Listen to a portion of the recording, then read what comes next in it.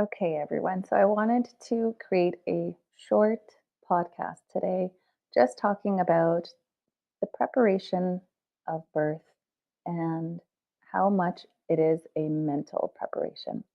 Most of us don't think of birth in the mental, emotional sphere. We just think of it as this physical experience where we are pushing a baby out of our body, and that's it.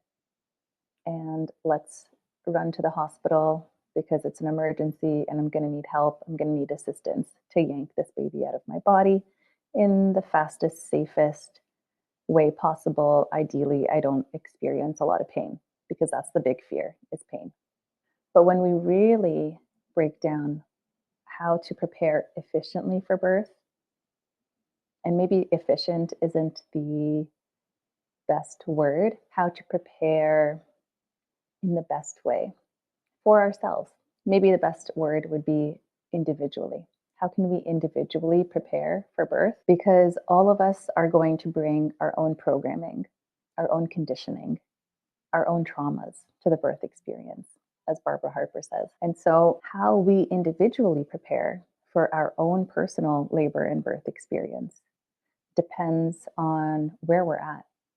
So, a lot of us haven't really done any healing on the level of our previous traumas, our previous programming and conditioning, and the fears that we might bring to the birth experience itself.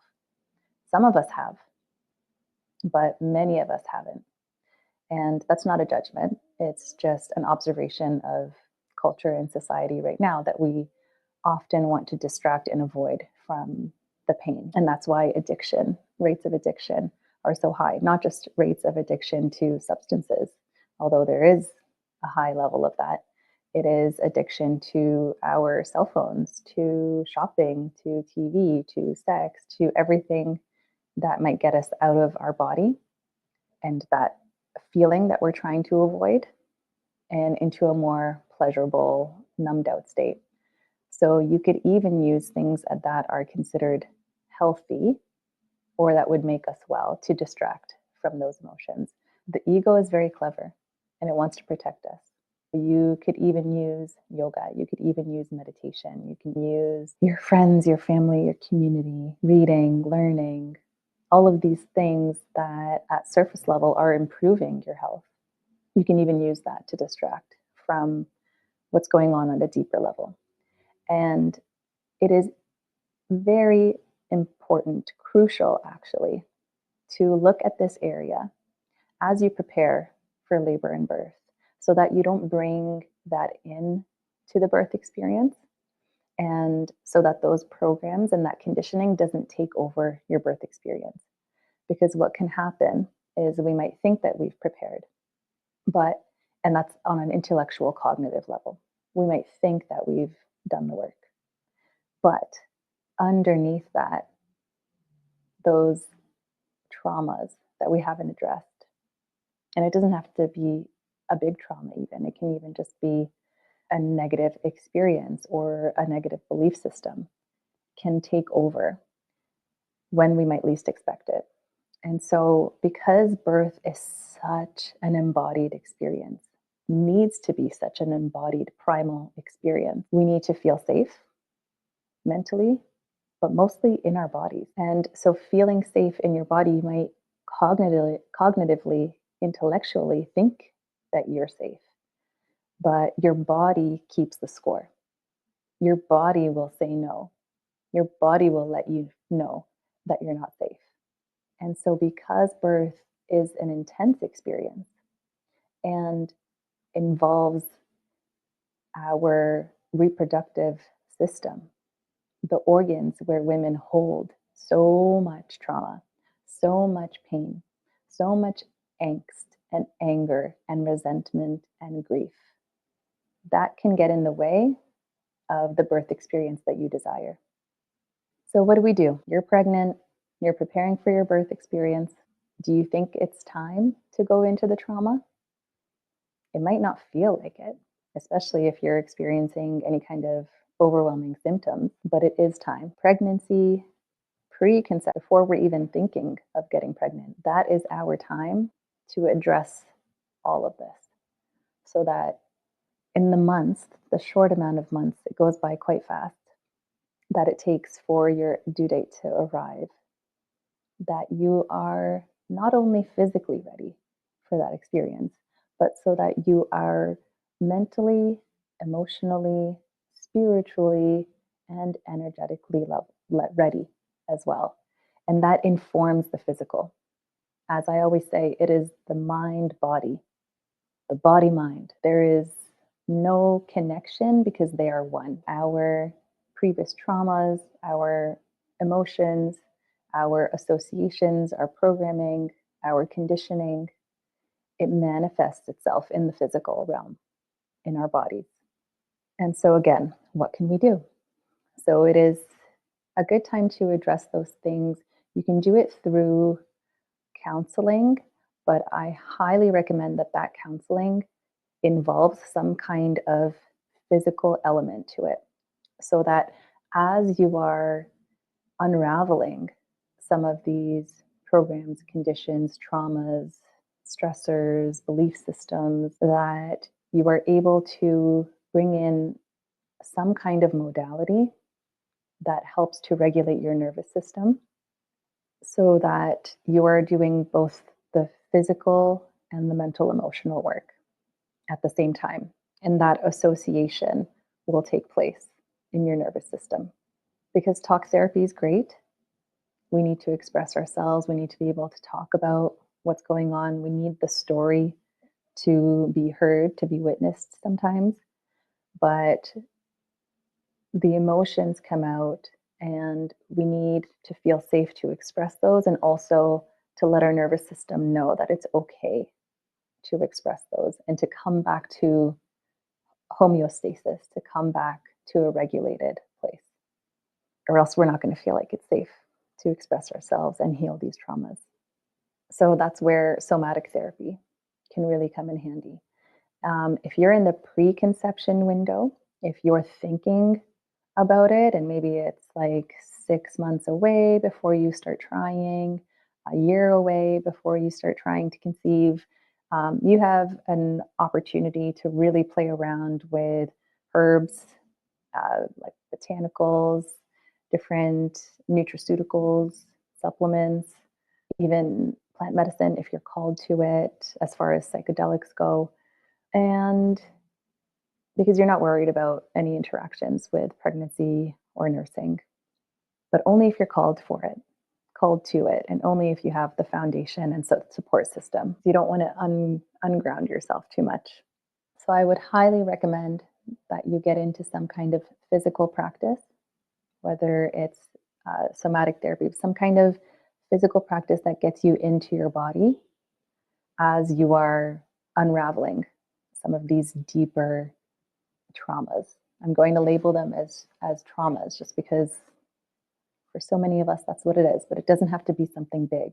You know, it doesn't have to be a big trauma that occurred. It can be small. It can just be your belief system, your fears around labor and birth, or just around pregnancy, or around motherhood. The reason I am creating a solo episode about this is because it is that important. It needs an episode just devoted to the mental, emotional, energetic preparation for labor and birth. It is said that labor and birth is 80 to 95% a mental aspect of the act, a mental game. It's not a game, but it's a mental experience. And why aren't we preparing for that? We might go to some prenatal yoga. We might do some of the things that we're told to do.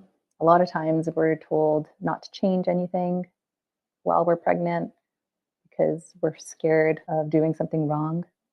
But we're really, really not addressing how we are going to be able to navigate that experience. And some of you might be thinking, like, whatever happens, happens. And that's great. I agree. Whatever happens, happens. We need to surrender to whatever happens. But we need to also stack the cards in our favor. And then we're able to surrender. Then we're able to let go. because we've done the deeper work so that fear doesn't take over in that moment, so that our previous trauma doesn't take over in that moment, so that our previous conditioning doesn't take over in that moment. And when I say trauma, it's not just a mental trauma, it could be a physical trauma, especially for women who have had surgeries in the pelvic area, the hip area, the abdomen. Those experiences, those physical experiences, can take a hold of us. So I'm inviting you to expand your concept of what birth preparation is.